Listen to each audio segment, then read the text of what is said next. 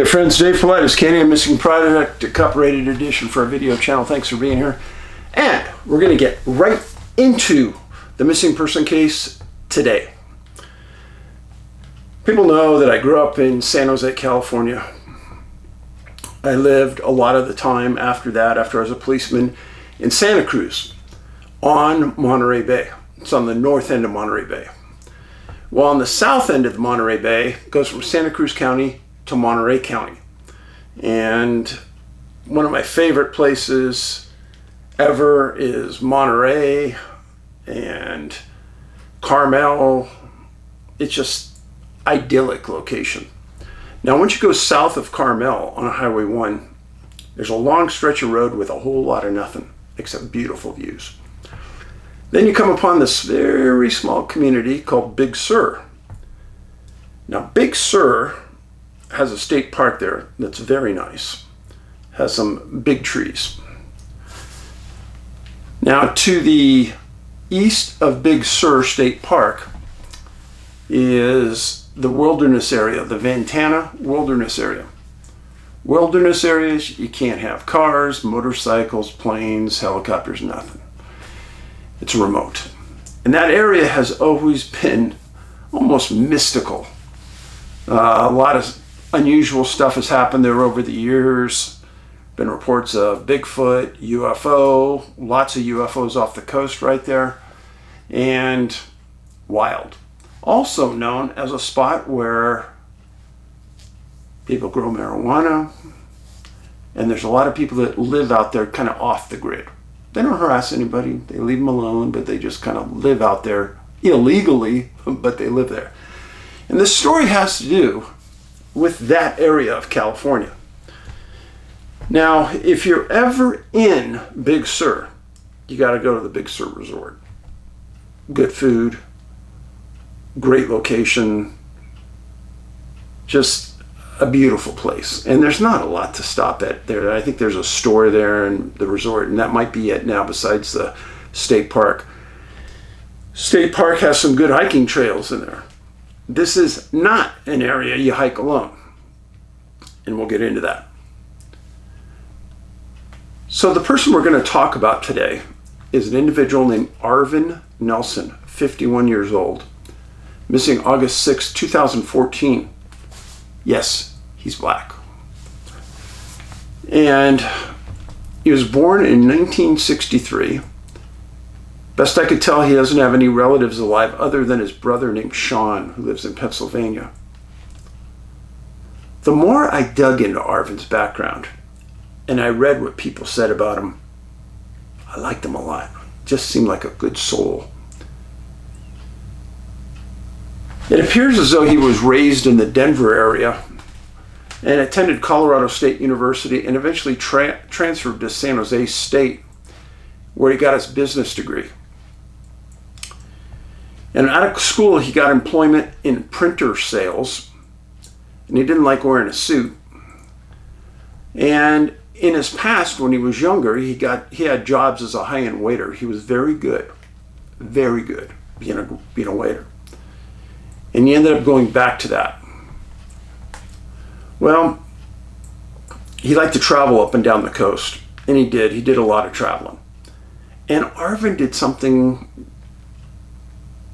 that I've heard, I don't know this to be true, that he loved backpacking, getting into the wilderness, going far out there by himself. Well, he found Big Sur in one of his travels.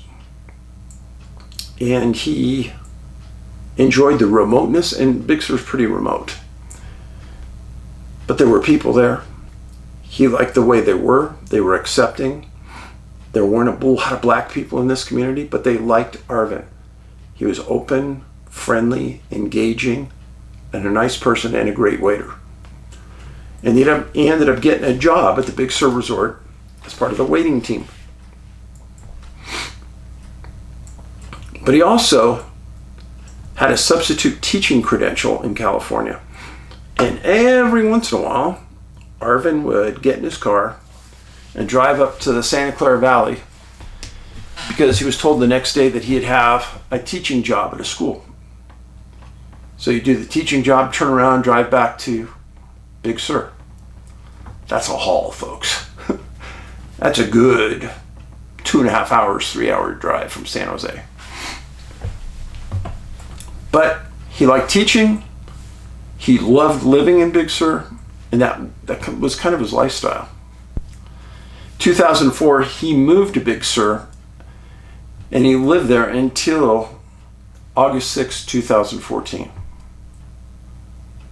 Now, while he was living there, Big Sur went through a lot. They had massive rainfall, floods that washed out Highway 1, the only road to Big Sur.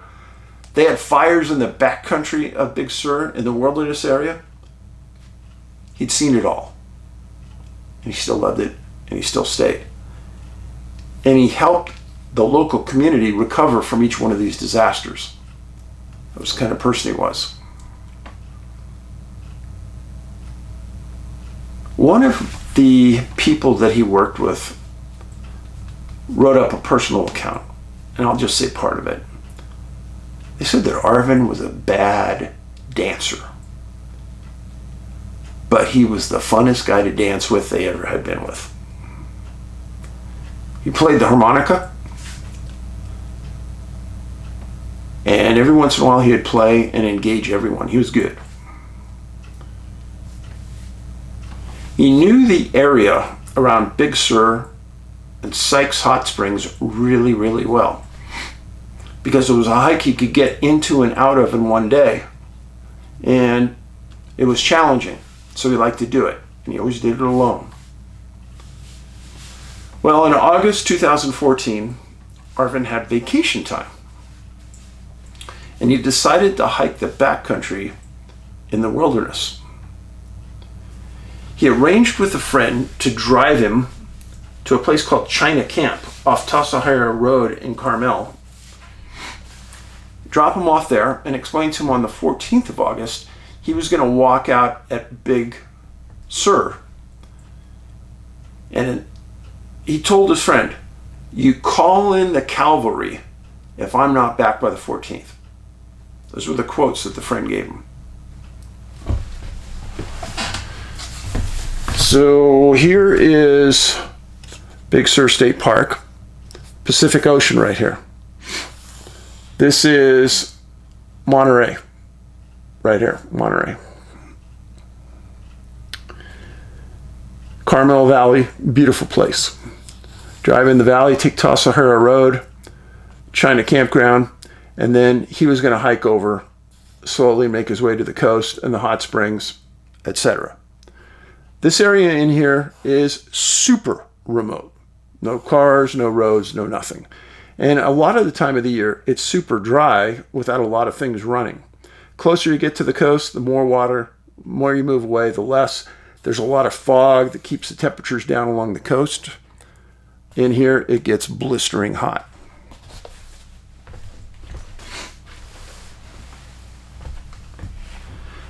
Now, Arvin was an imposing figure. He was not a small man. He was 6'3", 200 pounds, in good shape. Now, as I stated, that coastal area gets the coastal influence of the fog, which keeps temps down during a large part of the year. And that coastal zone gets a lot of rain. But those people that are living off the grid and inland, well, sometimes they grow marijuana back there. Sometimes they just want to live off the grid. Sometimes there's meth labs back there. You just got to stay on the trails. Don't get off the trails, because that's where these things are found. Now, what else do you have to worry about if you're Arvin? Well, the bears in that central part off the coast in California are predominantly south. Not many at all. And they'd be just black bears. But there's a lot of rattlesnakes in this area that you have to keep your eyes on. And there's a lot of wild boar. Yes, boar. And boars can be vicious. They got big teeth, and they can tear you up if they get close to you. And of course, they have mountain lions. Now, I looked up and I could not find a fatal mountain lion attack in this area of California. There could have been, I didn't find it, but I didn't find one. I couldn't even find a recent mountain lion attack in this area. So they're there, but how prevalent they are is the real question. Before Arvin went on this trip, he went to REI and he methodically picked out good equipment to take with him. Now, how do we know that? Because Monterey County detectives working this case went to REI, found out what he bought, colors, etc. He was wearing brown hiking boots, blue backpack, carrying leather flip-flops. I'm glad he wasn't hiking in the flip-flops. That's always nice to know what somebody looks like, kind of get a feel for him. People stated that really kind of captured Arvin. He was happy-go-lucky, friendly. People never saw him really mad. He was there to help people. Just a general good guy.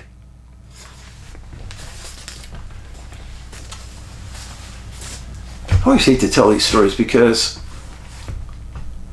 it sure seems as though that a lot of really good people just disappear. Where's all the people that we'd really like to disappear? Why aren't they disappearing? Yeah. Okay, so the sheriff's office did more investigation. They found out that Arvin wasn't just kind of standing on his morals. He was out there trying to learn new things about life. He was interested in oceans. And his friend stated that he had been taking night classes at Monterey Community College in oceanography. That tells me a lot about somebody too, that there's a lot of life to live and they want to live it. Now, when Arvin didn't return on the 14th, his friend did just like Arvin asked him to do. What he did is he called the sheriff. Deputies came down to Big Sur, met with his friend, and tried to understand the best they could where he was dropped off, what was his end location, how much time was he going to be on the trail, etc.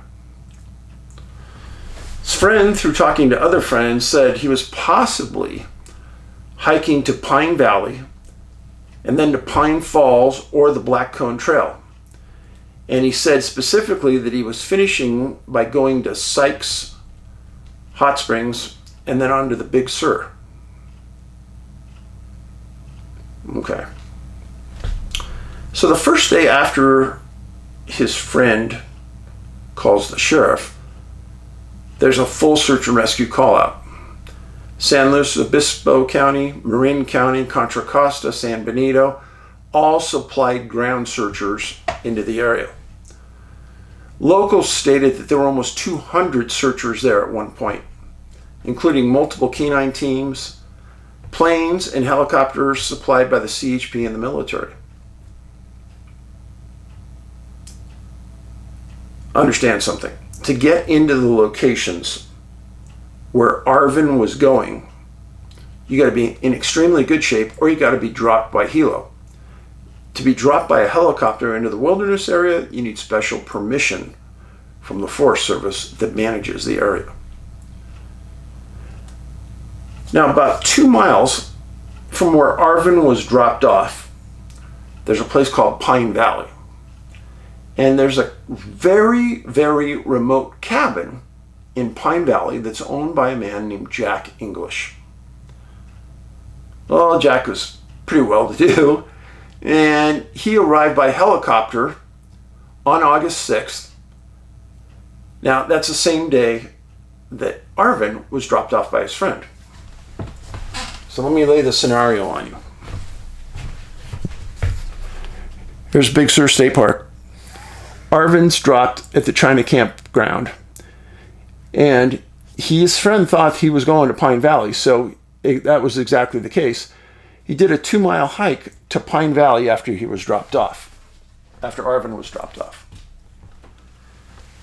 Arvin doesn't know anybody up there. He's just hiking. Well, as he's hiking along, what happens is he walks up on Mr. English and his friend at the cabin. And what I found amazing is how Mr. English described meeting Arvin. Arvin was extremely smart on the trail. As he approached the cabin, he stayed a distance away and he asked Mr. English, he said, "Sir, could I approach your cabin?" Brilliant, brilliant. When you're way out in the woods and you don't know somebody, you don't know who they are. You don't know what they are.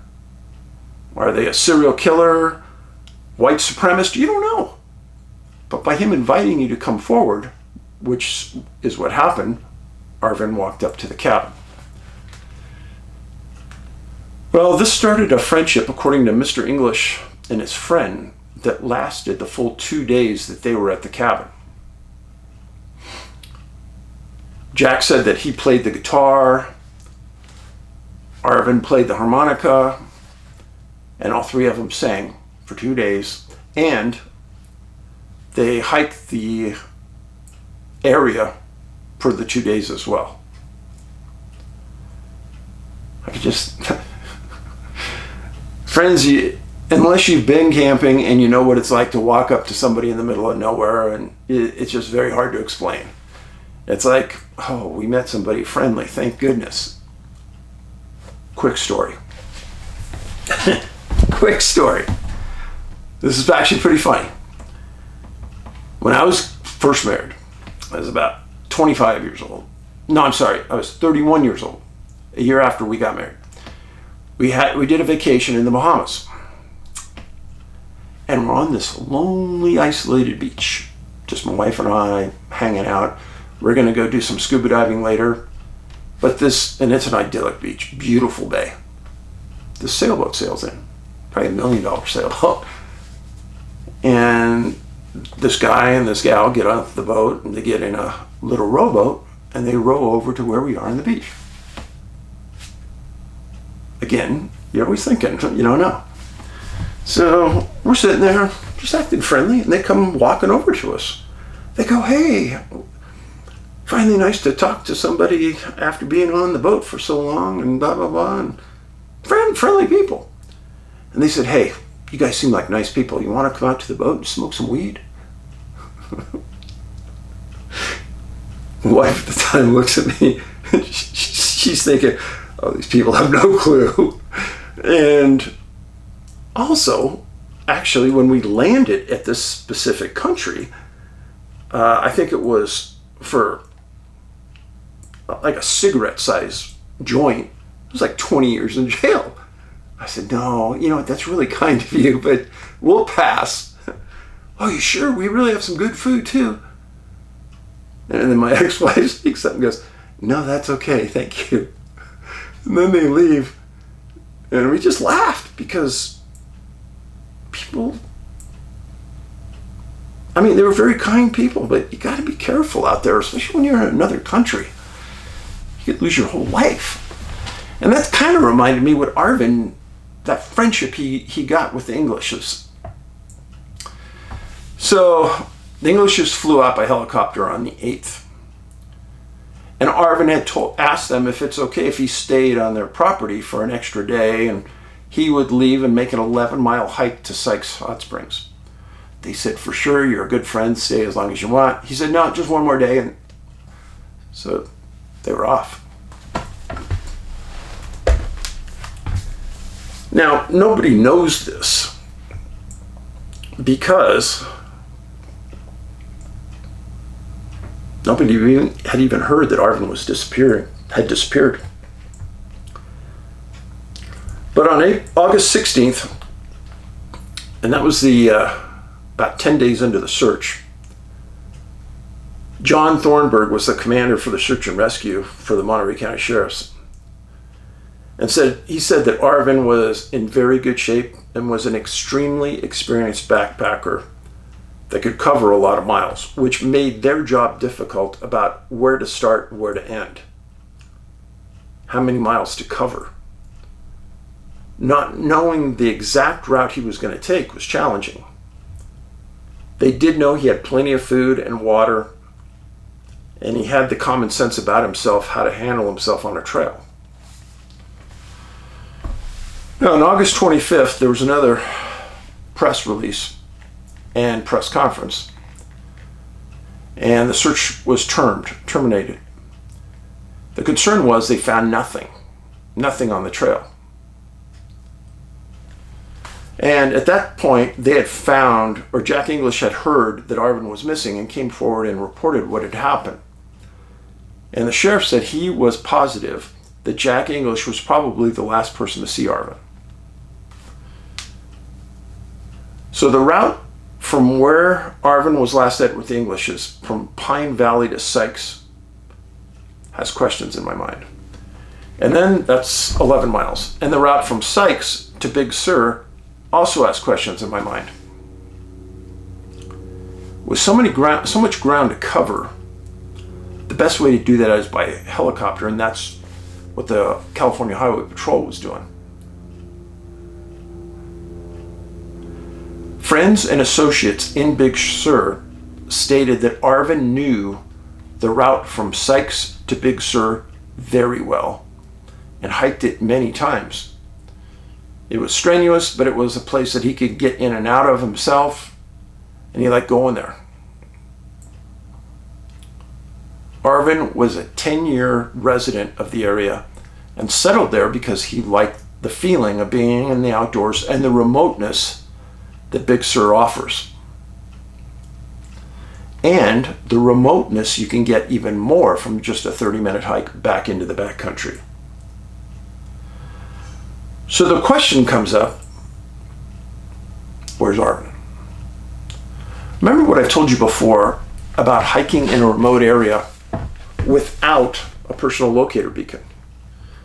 There's no cell service out there. There's nothing.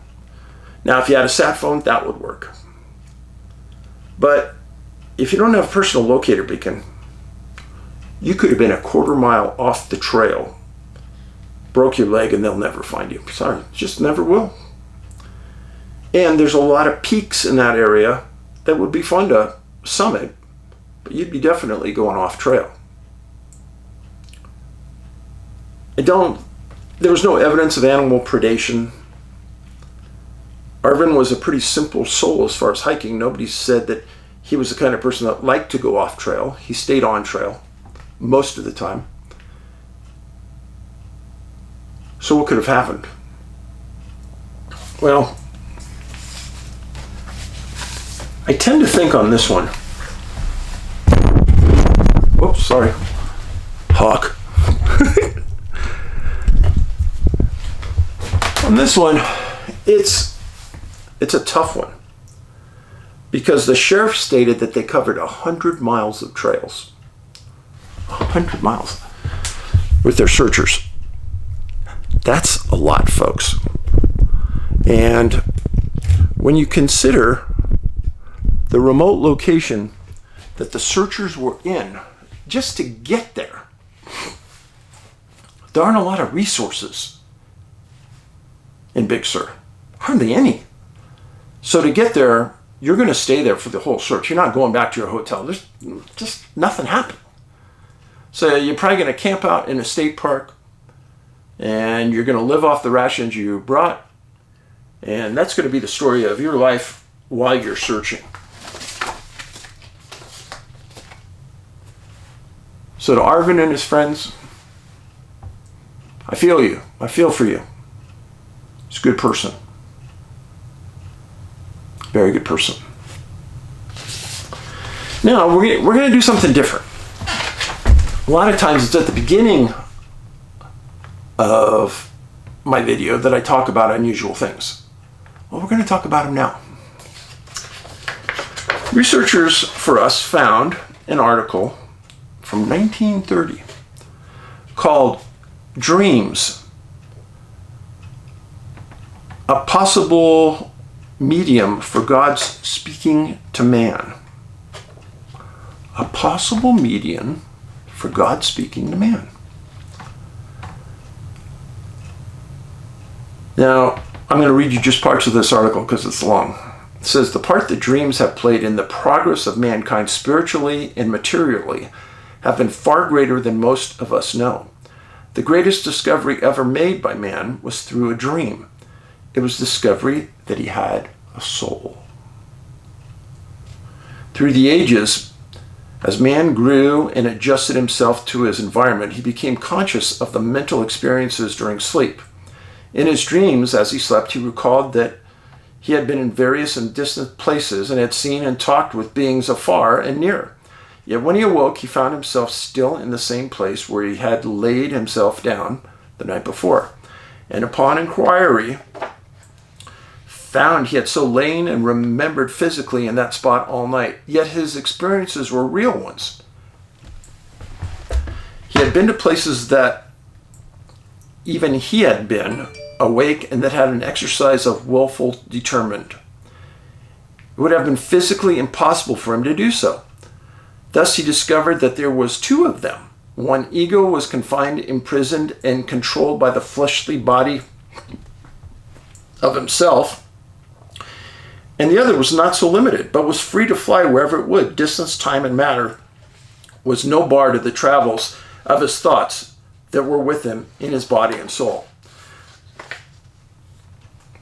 To the average man, a dream is a vain image made of the cobweb stuff of his imagination, and the sanity of those who take stock in them is suspected. But the leading of the Spirit of the truth promised to mankind by Christ, the scientist has come to have a deeper view of the importance dreams have become to them, as expressed by Professor Munsterberg of Harvard. The phenomena would suggest that a deeper personality lies hidden among the experiences of our surface personality. To the ancient mystic, a dream was the voice of an angel of God or a demon. But whether the angel or a demon, it was an experience of the soul. The modern mystic does not find the slightest difficulty in accepting all of the scientists' psychological explanations for the scientific facts they attempt to explain. As to the other facts of psychic experience, science simply says, we do not know.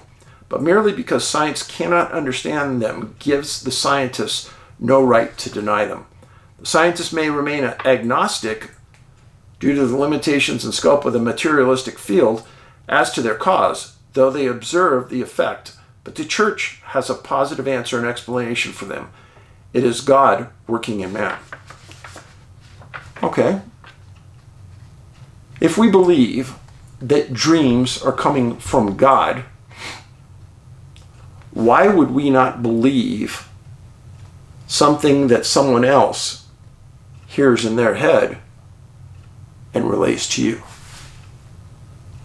Some of you call it a psychic, and you don't listen to them, you said. God speaking to man. Whatever else thoughts, intuition, and dreams may be, they are a faculty of the soul. And every faculty of the soul is a possible medium for God speaking to man. And whenever man wills to believe, as Professor James puts it, God will and does avail himself of all these means. Freud, the Columbus of dream psychology, in his exploration of the subconscious, has exploded the popular idea that dreams are purely nonsensical phenomena coming from nowhere and leading to nowhere. That dreams reveal the secret wishes, aims, and hopes of the dreamer, that they are symbolic. Jung of Urich, Adler of Vienna, and Kemploff of Washington, D.C. have also added much to the lore of science in the spheres of research. But due to the limitation of science and materialistic fact, all these are forced to overemphasize the biological aspect of the subject. Dreams in the Bible. The Bible is replete with instances of God's dreams. It was in a dream that God informed Abimelech that Sarah was the wife of Abraham. It was through a dream that God inspired Jacob, and also in dreams that he fired Joseph to carry on that the Jews might not perish, and showed him his future as a unique leader of Israel. His brothers dreamed no dreams and saw no visions. They were of earth and were content to remain the companions of sheep. They, like the world today, despised this dreamer. He had faith in his dreams, and he became the savior of his tribe. The Egyptians believed also in the power of dreams, as witnessed by the Pharaoh's butler and baker. And the Lord expressly declares that he would sometimes thus reveal himself. I, the Lord, will make myself known unto him in a vision, and I will speak unto him in a dream. It was in a vision that the birth of Jesus was announced to the shepherds, that Peter was given a worldview of Christ's mission. A vision appeared to Paul in the night. And he says, I was not disobedient unto the heavenly vision. In a vision the Lord appeared to Ananias. Cornelius saw in a vision of an angel of God. It is said that the age of miracles is past, but in fact it is just beginning. We must redefine the term miracle for the men of our day. We need today to see God in an all-natural law and processes. The world needs men and women who dream dreams and are visions, whose spiritual eye can pierce the thick wall of materialism that encloses this world of ours, who can spiritualize the material, who can take the eye caves and fishes and multiply them to the satisfaction of the needs of the men's souls. Why do I bring that up? We've had so many discussions about dreams. Now, somebody said, well, dreams, they aren't true. How could you say that? How many times have I told you a dream led to a body? Right? So, who's speaking in our head when we're sleeping? Now, here's another one. This was brought up the other day. I would say that almost everybody in their life has a dream or a nightmare. So something's stirring in our head causing this. And sometimes we hear people talking to us when we're dreaming. So what's the difference between somebody hearing somebody talking to them at night when they're dreaming, somebody walking around during the day and hears a voice in their head? I want you to ponder that one. In the meantime, thanks for being here. This is an important part of the world. We need to all get along. We need to be polite to each other. The kindness revolution costs you nothing. Be safe. Huck's running around the yard like a crazy girl. She wishes she was here. Maybe not. You take care. Paulides out.